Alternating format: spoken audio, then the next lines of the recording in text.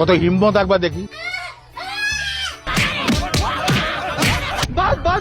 সিংহ পালিয়ে এসে তার পিছনে বিড়ালকে দেখতে পায়।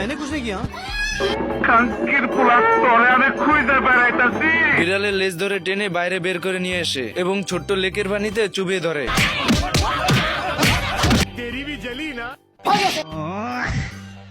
এরপর এ পাখিটিকে দেখতে পায়। পাখিটিকে ধরার জন্য বিড়াল খাবারের গাড়ির ভিতর লুকিয়ে পড়ে। একটি লোক আসে গাড়িটি চালিয়ে নিয়ে যায় প্রাণীদের খাবার দেওয়ার জন্য। আচ্ছা, কে সংসারে আগুন লাগাবে 10 টাকায়? আরে এ তো খাবারের সঙ্গে সঙ্গে বিড়ালকেও খেতে দিয়ে দিল। গাঁজা খাস নাকি? না, গাঁজা তো খাই না, আমি সিদ্ধি খাই মাঝে মধ্যে। সুটিয়ে লাল করে দেবো, নোংরামি বার করে দেবো।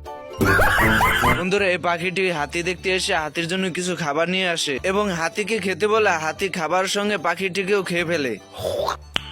আর মানুষ পান না, বারবার শুধু আমার উপরে। ये सब क्या देखना पड़ रहा है? হাতিটা এসে গর্তে পা দেওয়ার জন্য বিড়াল হাতিটার পা ঠেলে সরানোর চেষ্টা করে, কিন্তু অনেক চেষ্টা করার পরও ব্যর্থ হয়। হাতিকে ভয় দেখানোর জন্য বিড়াল একটি খেলনা ইঁদুর নিয়ে আসে এবং হাতিকে ডেকে বলে,